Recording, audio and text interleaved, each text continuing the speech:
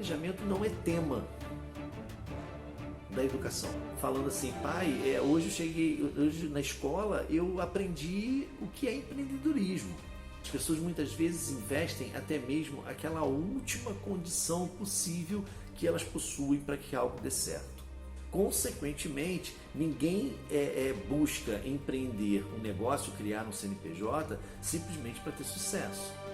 Não adianta você ter desculpas, porque as desculpas elas não vão repor o capital que você empreendeu, o tempo que você deixou naquele empreendimento, o quanto tentar vai ser a solução para aquilo que eu quero alcançar.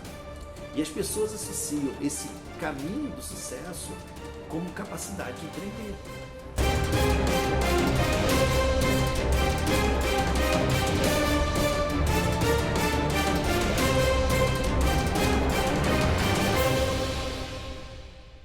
Olá pessoal, sejam muito bem-vindos ao nosso canal e eu gostaria de compartilhar com vocês, através desse vídeo, um pouco mais sobre o conhecimento do tema Planejando para Desconstruir. Eu vou abordar com vocês, através desse vídeo, um aspecto muito importante que precisa ser primeiro tratado dentro do âmbito do empreendedorismo e do planejamento. Esse aspecto ele se inicia lá no ensino fundamental, ou seja, ele se inicia especificamente, vamos tirar um pouco aquela fase da criança que chega à escola e vamos entrar um pouco mais no período onde a gente começa a encontrar a faixa etária de um adolescente, por exemplo.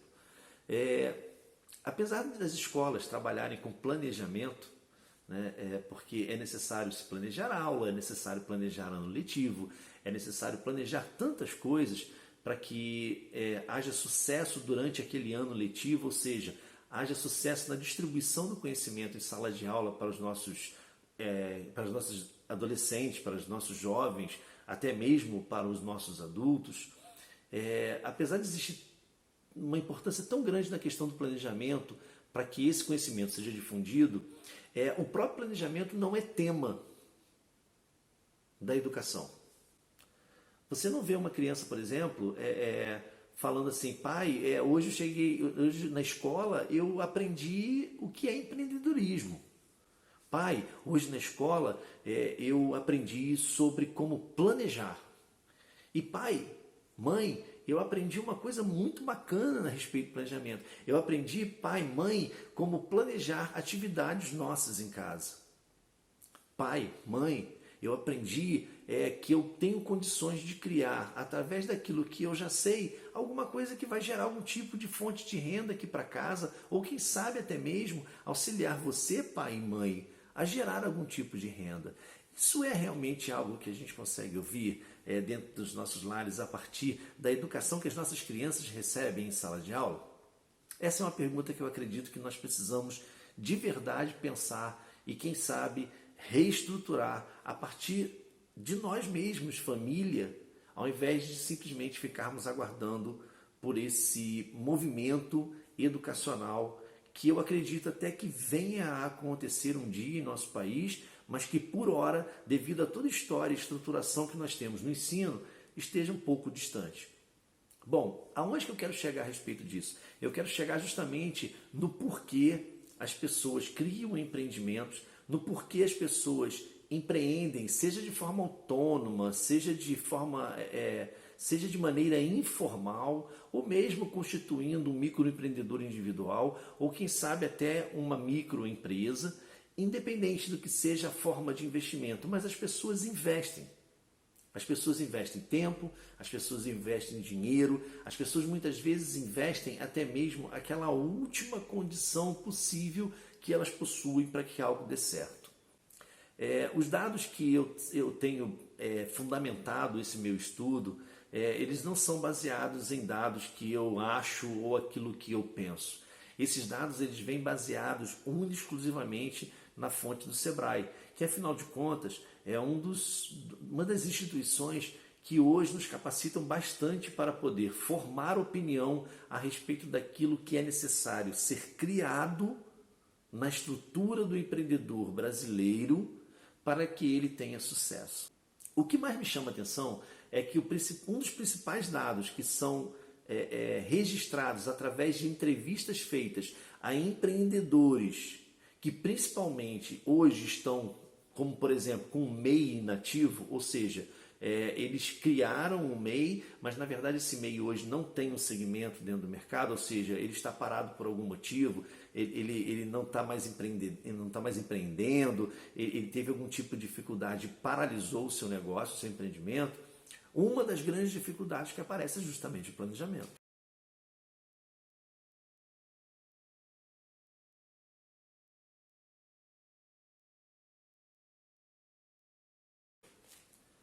Mas se essa dificuldade existe, e essa dificuldade, de repente, ela esteja tão latente para as pessoas dentro do mundo corporativo, de novo, seja ele formal ou informal, por que as pessoas empreendem?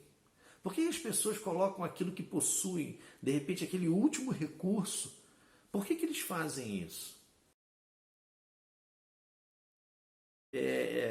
Existe uma cultura arraigada dentro da nossa sociedade que é aquela cultura assim, fulano sabe fazer muito bem alguma coisa. Legal, não há nada de errado nisso, né? Em saber fazer muito bem. Aliás, esse é um dos aspectos muito importantes para que você possa empreender. Você precisa saber ou fazer alguma coisa muito bem, algum tipo de serviço, algum tipo de produto, ou quem sabe você pode saber ensinar alguém a fazer alguma coisa, porque você possui conhecimento teórico e prático para poder fundamentar aquilo que você vai ensinar. Bacana? E como essas pessoas muitas vezes têm esse conhecimento, e isso é muito importante e maravilhoso, essas pessoas são motivadas por outros a empreender. Poxa, fulano, por que você não vai lá e abre um negócio para poder fornecer esse teu serviço? Poxa, Cicrano, por que você não vai lá e abre uma loja e coloca os teus produtos à venda? Vai ser sucesso. Essa comida que você faz, nossa, que comida maravilhosa. Você já pensou em, de repente, abrir um pequeno restaurante para poder fornecer quentinhas? Ou quem sabe um self-service? Nossa, esse pãozinho que você faz, olha, esse pão é maravilhoso. Você já pensou o quanto esse pão pode fazer sucesso? E aí as pessoas começam a fomentar dentro de si algo que é o desejo de empreender e criar sucesso. Consequentemente, ninguém busca empreender um negócio, criar um CNPJ, simplesmente para ter sucesso. As pessoas pensam em empreender com o principal objetivo de gerar fonte de receita e que essa fonte de receita, acima de tudo, ela vai gerar um bem-estar para a sua família. Quando a gente olha para a questão de bem-estar, antes da gente efetivamente entrar na questão do conceito onde eu quero chegar, a gente pensa muito em Maslow, né? Quem já teve a oportunidade em algum momento de dar uma estudadinha, bota aí no Google, pirâmide de Maslow. Você vai ver que a base da pirâmide de Maslow estão as necessidades fisiológicas do ser humano. Ou seja, quando você cria alguma coisa para você poder gerar um benefício, seja para a tua família ou simplesmente para a tua vida, o primeiro objetivo que você quer gerar é justamente atender a essa necessidade fisiológica, que principalmente eu resumiria em uma única palavra como subsistência. Ou seja, você quer criar para a sua família uma condição de subsistência, para que haja uma sustentabilidade. Por isso a questão da pirâmide, né? Vamos pensar numa casa. A gente não começa a construir uma casa sem antes fazer um belo alicerce, um alicerce que seja calculado. Mas isso é verdade? A gente realmente, muitas vezes, começa esse alicerce da forma certa? E essa é a grande pergunta. Mas tem muita gente que começa a cavar buracos para fazer sapato de uma casa, simplesmente porque alguém fala assim, cara, você precisa ter uma casa. E ele fala, eu vou começar a cavar os buracos para poder cavar os sapatos da minha casa, porque eu sei que eu preciso ter uma casa. Eu sei que eu preciso atender as necessidades da minha família. E motivado por essas outras fontes, né, que são normalmente aqueles que são admiradores, né, aqueles que estão ali ao seu lado e que dizem, poxa, como você faz isso bem? As pessoas pegam muitas vezes as suas reservas e colocam as suas reservas em algo que não necessariamente eles sabem se vai dar certo. E isso é um fato que preocupa muito, muito. Não só a mim nesse momento, mas preocupa entidades governamentais, preocupa o mercado em si, porque você acaba gerando empresas, você acaba gerando empreendedores, e essas empresas empreendedores, com índices altíssimos, elas morrem antes dos 2 anos de idade. Mas por que as pessoas empreendem? Porque as pessoas arriscam. Porque quando a gente arrisca, e a gente arrisca pelo simples motivo de estar arriscando por uma motivação, o meu cérebro, ele diz para mim mesmo, vai lá, tenta, porque se der errado, perdão, você já tem uma desculpa. Se der errado, você vai falar assim, deu errado porque eu não fundamentei aquilo que eu ia fazer, mas eu fui porque eu tinha fé que eu ia conseguir. E nesse momento é até engraçado porque Deus se torna culpado de muitos fracassos por aí, não é verdade? Poxa, não deu certo. Senhor, por que não deu certo?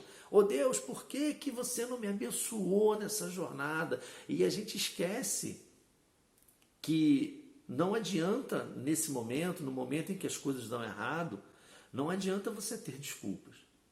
Porque as desculpas, elas não vão repor o capital que você empreendeu, o tempo que você deixou naquele empreendimento. Muitas vezes, as desculpas também não vão conseguir ir ao banco cobrir aquele empréstimo que você fez. E aí, observe, você vai ter que trabalhar dobrado, agora para sustentar a sua vida, como também para poder honrar aquilo que gerou essa necessidade de sustento dobrado. E essa questão de você ter uma desculpa, infelizmente, fortalece a cabeça de muitas pessoas para empreender por sopetão. Como é que você... eu vou empreender. Eu tenho uma grande ideia, eu sei fazer alguma coisa muito bem e eu vou lançar esse produto, eu vou lançar esse serviço no mercado e eu tenho certeza absoluta que vai dar certo.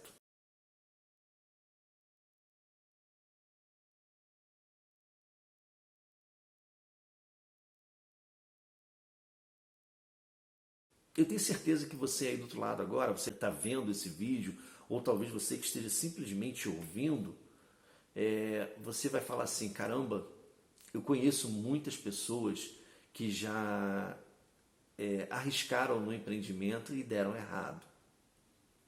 Eu digo aqui na cidade onde eu moro, que é uma cidade de tamanho, considerado tamanho pequeno, a quantidade de portas que nós vemos abrir e fechar não é pequena.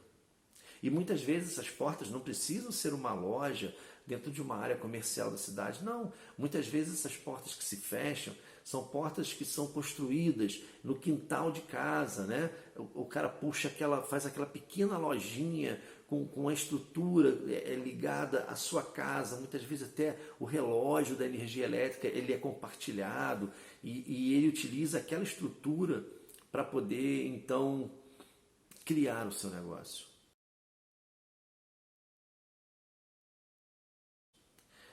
Existem casos em que, por exemplo, no caso da alimentação, que a cozinha daquele restaurante sonhado, porque aquela pessoa faz aquela comida tão excelente, é até a cozinha da própria casa. E existem casos também, e desculpe assim por estar parecendo assim ser tão negativo, mas não é. A gente está precisando aqui ter um confrontamento com a verdade. Existem casos em que essa situação que é gerada dentro do próprio terreno da casa, ele causa uma perda para a família muito maior do que ganho. Mas ao final, se tudo der errado, quando alguém perguntar por que deu errado, fulano, poxa, você sabe fazer essa comida tão bem feita, por que que deu errado? Aí você vai dizer, puxa vida, porque foi uma tentativa, né? Eu tentei, eu busquei essa solução, mas na verdade eu não planejei essa situação. E essa desculpa conforta. Muita gente se sente confortável por essa desculpa. E isso é algo muito terrível na vida, na nossa sociedade. Por quê? Porque as pessoas passam então a ser condicionadas ao fracasso. E o pior ainda, as pessoas se condicionam ao método da tentativa e erro. Né? Isso é muito, muito, muito ruim. Porque tentar e errar, isso vai acontecer. E isso não é uma característica que é eliminada totalmente pelo planejamento. Quando a gente fala assim, poxa, antes de abrir o negócio, ou mesmo se o seu negócio vai mal, vamos tentar aplicar alguma regra de planejamento, vamos tentar revisitar esse teu negócio, a estrutura do teu negócio, a estrutura do teu empreendimento, ou o plano do teu empreendimento. Vamos revisitar ele com a visão do planejamento, é justamente para que a gente se comprometa com aquilo que a gente vai fazer. Porém, entenda, quando eu tenho a desculpa de que eu fiz sem planejar, é como se eu estivesse me dando uma isenção. Olha que engraçado isso, cara. É como se eu estivesse dando uma isenção a mim mesmo de que eu falei, porque eu falei simplesmente porque eu fiz uma tentativa que eu não sabia se ia dar certo. Mas o quanto que essa tentativa podia não dar certo? Me desculpe, mas se é no método da tentativa e erro, a probabilidade de dar errado é maior do que 90%. Essa é a realidade. Por quê? Porque no método de tentativa e erro, e pelo simples desejo de que você tenha uma desculpa mental, de que se a coisa não deu certo, você vai poder falar para o seu marido, você vai poder falar para a sua esposa, você vai poder falar para os seus filhos, para os seus amigos, para a sociedade em geral, você vai poder dizer, eu investi, mas eu investi de uma forma que eu fiz apenas uma tentativa. Isso para você pode ser confortante. Isso para o teu cérebro pode ser confortante. E as pessoas não planejam exatamente porque quando uma pessoa planeja, ela está assumindo um compromisso. E assumir compromisso é uma coisa séria. Assumir compromisso é, acima de tudo, mudar. E mudar é uma coisa que, basicamente, acaba com desculpas. Acaba com barreiras. Acaba com padrões que são colocados na nossa mente e que muitas vezes nós somos os próprios culpados por colocar esses padrões na nossa cabeça, de que nós precisamos tentar. Já viu aquela máxima que diz assim, brasileiro não desiste nunca? Eu penso muito nessa frase da forma assim, eu vou tentar o suficiente até dar certo. Mas o quanto é esse suficiente? O quanto tentar vai ser a solução para aquilo que eu quero alcançar. O quanto tentar vai ser prejudicial à minha vida, à minha família. O quanto tentar vai ser prejudicial à minha saúde. O quanto tentar vai fazer com que a vida dos meus filhos seja uma desgraça. Eu sou brasileiro, não desisto nunca. Mas se eu dissesse assim, eu sou brasileiro, eu avalio, eu penso, eu meço, eu tenho métricas e por isso eu não desisto, é porque eu estou me comprometendo de fazer algo que vai acabar com as minhas desculpas. Desculpas, eu gostaria de batizar, essas desculpas eu gostaria de batizar nesse momento como algo chamado crença limitante. Da mesma forma, né, que as pessoas dizem assim para você, vai lá, cara, vai dar certo. O que você faz é muito bom. Vai dar certo o que você vai fazer. Da mesma forma que as pessoas dizem isso para você, muitos ficam por trás assim, cara, será que o que ele vai fazer, será que ele vai conseguir transformar essa ideia tão boa, isso que ele consegue fazer em pequena escala, em grande escala? Mas, independente disso, quando você diz assim, vou empreender, aparecem logo aqueles sentimentos na tua cabeça. Né? Quais são os sentimentos? As crenças limitantes. Será que vai dar certo? Será que eu sou capaz disso? Eu acho que eu não sou capaz. Eu acho que eu não vou conseguir. Mas como você está motivado, como dentro de você existe alguma coisa que te diz vai dar certo, E essa alguma coisa muitas vezes vem junto de pessoas que dizem vai dar certo, pessoas que acreditam no teu sonho, pessoas que veem que você tem potencial empreendedor, pessoas que acompanham a tua vida e que viram que você começou lá embaixo e que você, com muita luta, você vem conquistando aos poucos.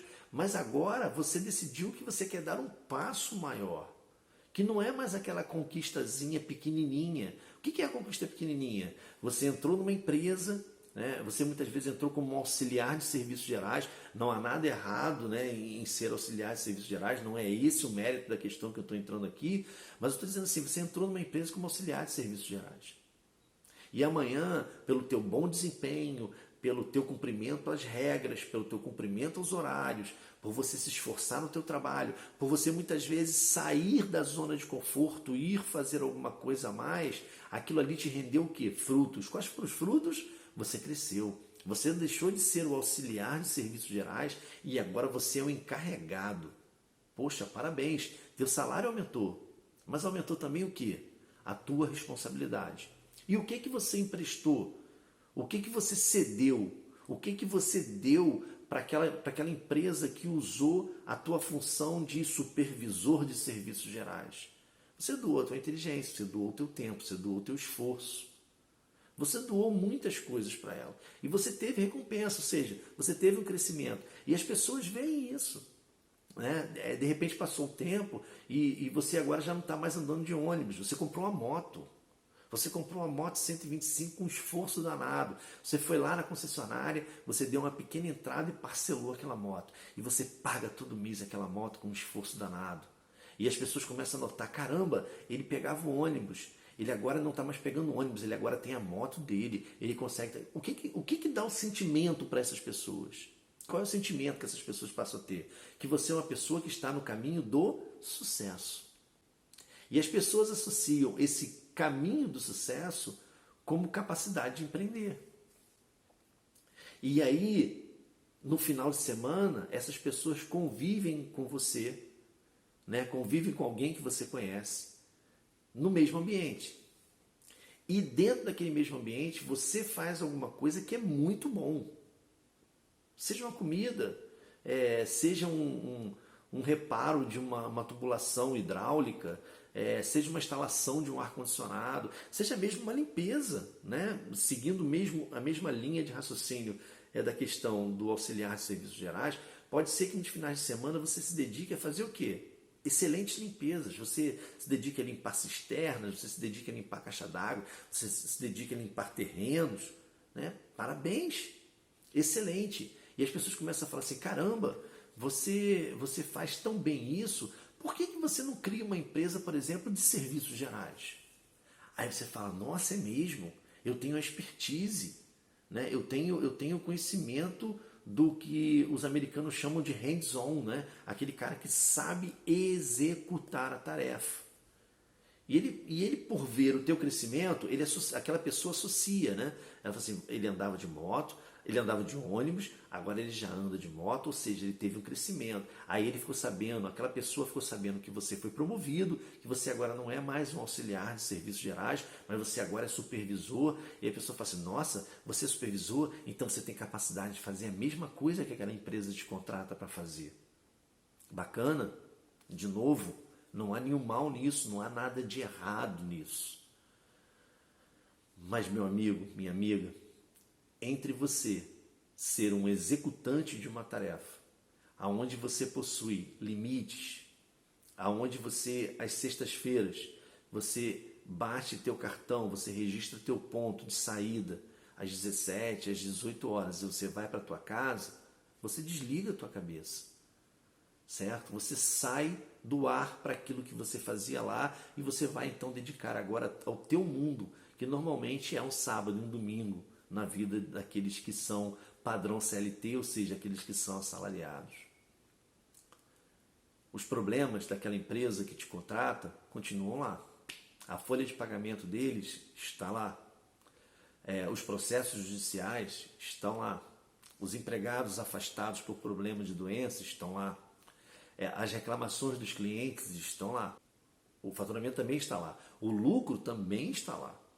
mas os problemas também estão. Só que os problemas ficaram na empresa, você não levou eles para casa.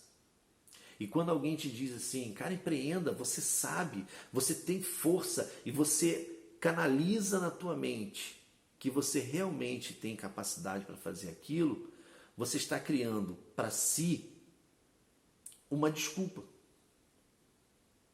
Por quê? Porque você vai ter medo.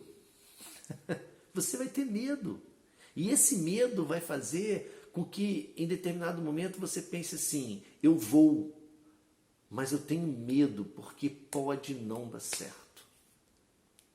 E aí, quando alguém vê, vou continuar seguindo na mesma linha de raciocínio do cara que andava de ônibus e agora se tornou um supervisor porque ele tem um pouquinho mais de salário, ele conseguiu dar uma entrada numa motocicleta 125, daquela mais caretinha que tem, ele foi lá, tirou a moto, agora aquele bem que ele tinha, que ele já conseguiu quitar, que ele pagou as parcelinhas, tudo bem, ele vai lá, vende aquele bem para poder fazer o quê? Um empreendimento. Um empreendimento que ele está pautado no se Deus quiser, vai dar certo. E aí, pessoal? O que pode acontecer? O que acontece na maioria dos casos, pautado não simplesmente por aquilo que eu acho ou aquilo que eu desejo que seja. Ele era um empregado, ele tinha o seu trabalho, ele tinha a sua remuneração mensal, que estava lá na conta, bacaninha, com os impostos, aí ele tinha lá o FGTS dele na conta, bonitinho, depositado todo mês, né? Ele tinha um vale transporte, ele tinha um ticket de alimentação, ele tinha um plano de saúde. Agora, ele vendeu aquela moto que ele tinha e ele empreendeu, ou seja, ele deixou de ser um empregado para se dedicar ao seu negócio. Com que base? Como é que foi a estruturação? Como é que está a base da pirâmide? Como é que está a base da casa?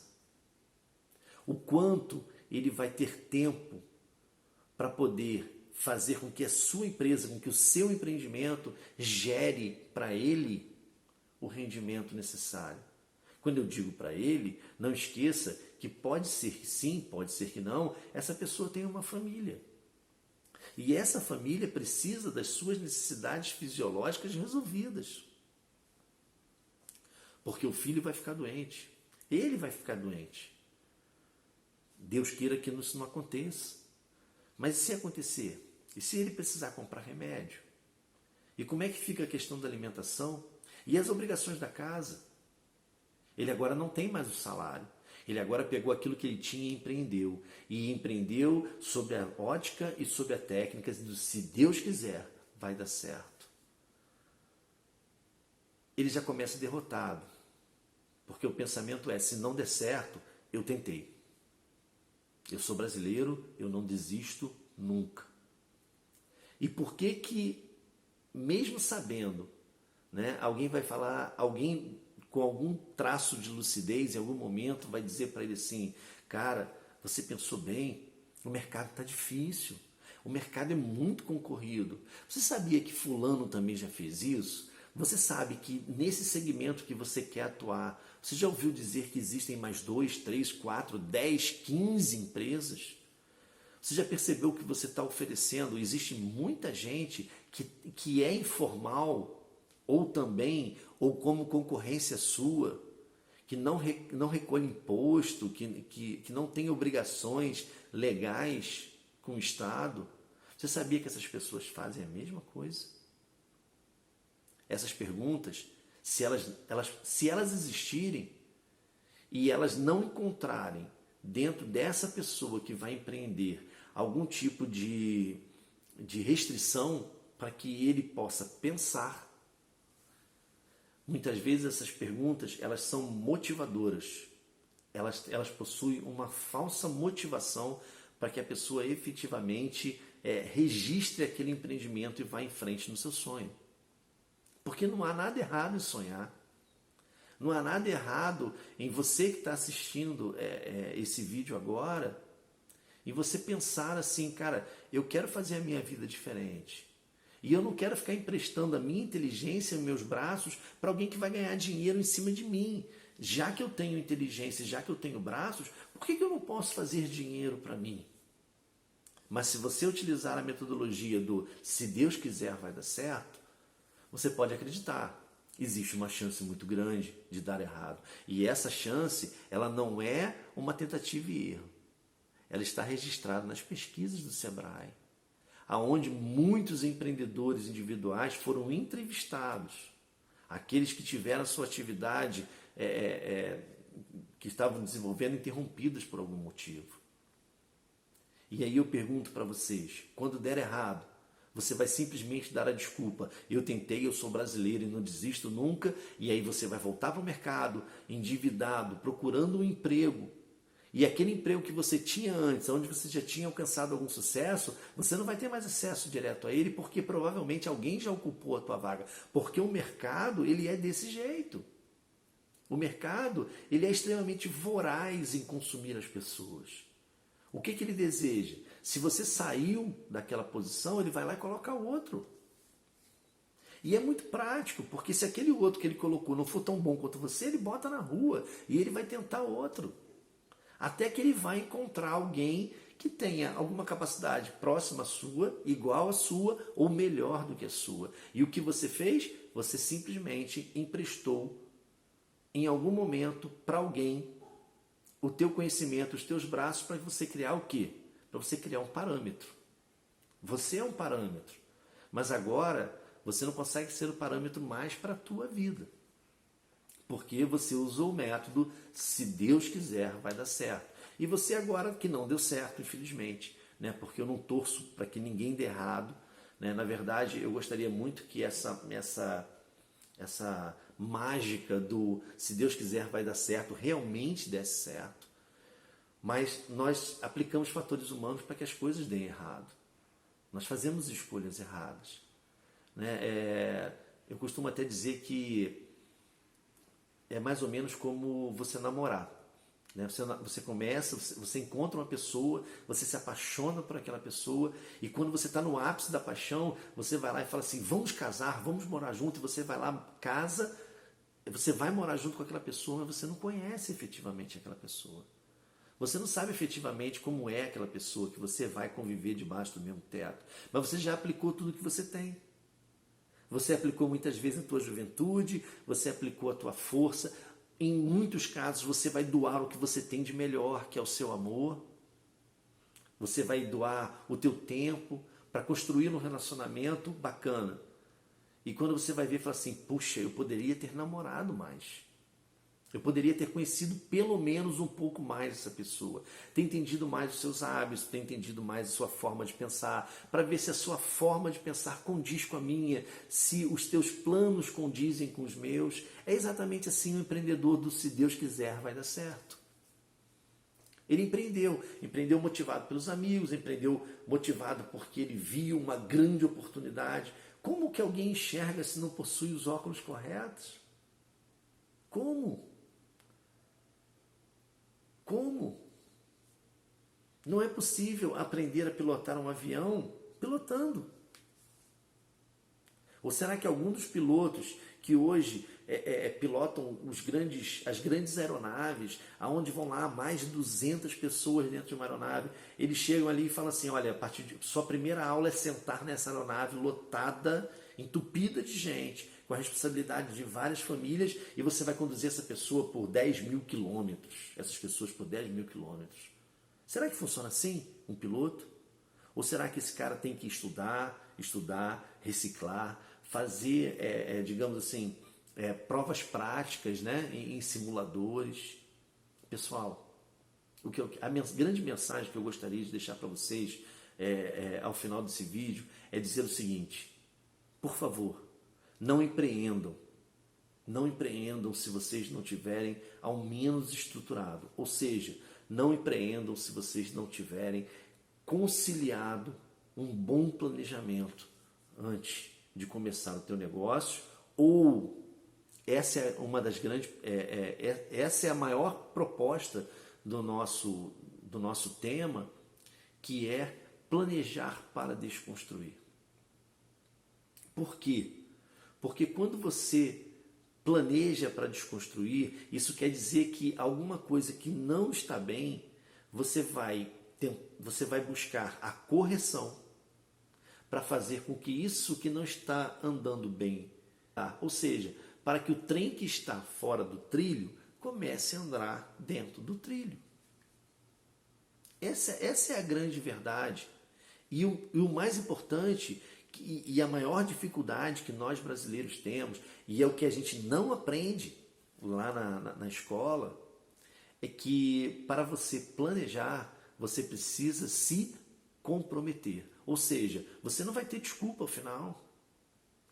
Porque se você planejou e você não cumpriu, simplesmente, de quem é o fracasso? O fracasso é seu. Mas a diferença é que se você simplesmente sair do grupo, se Deus quiser vai dar certo, você vai conseguir em algum momento criar contingências para as dificuldades que você vai encontrar. Você vai traçar planos para os momentos que você tem previsão de encontrar com essas dificuldades. E aí o mundo não fica numa variável de tentativa e erro. Não é desse jeito. Você já ouviu, né? Muitas vezes existe uma crença limitante que eu não sei nem se eu posso chamar efetivamente isso de uma crença limitante, um empirismo que já foi muito mais forte, que era a questão de você não tomar manga e misturar com leite, porque aquilo poderia levar à morte. Pergunte para os seus antepassados, de repente para os seus pais, ou talvez para os seus avós, fala assim, você acreditava nisso? Aí ele vai dizer assim, sim, eu acreditava. E você tomou leite com manga para você ver se você ia morrer? Você tentou isso? Ele vai dizer, não. Se eu podia morrer, por que eu ia tentar fazer isso? É exatamente assim que começa um trabalho de um empreendedorismo frustrado. O empreendedorismo da ciência do se Deus quiser vai dar certo. Pessoal, não tenho nada contra quem quer aventurar. Mas a gente tem que lembrar que quando a gente aventura, não existe desculpa. Você falhou, você errou. E você assumiu que você tem uma margem de probabilidade muito grande de não dar certo. Medo, todos nós temos. E esses medos, eles podem ser controlados, eles podem ser minimizados. Porque quando a gente empreende pela axiologia, né, pelo método da tentativa e erro, a gente empreende sem medo. E aí é que está o problema. O medo, ele é extremamente saudável à vida do ser humano. Por isso a gente toma tanta conta das crianças, não é verdade? As nossas crianças, quando são pequenininhas, quando ainda estão na fase mais infantil, a gente toma conta e diz, não sobe aí, não faz isso, não mexe na tomada, não sobe nesse lugar, não anda correndo. Por quê?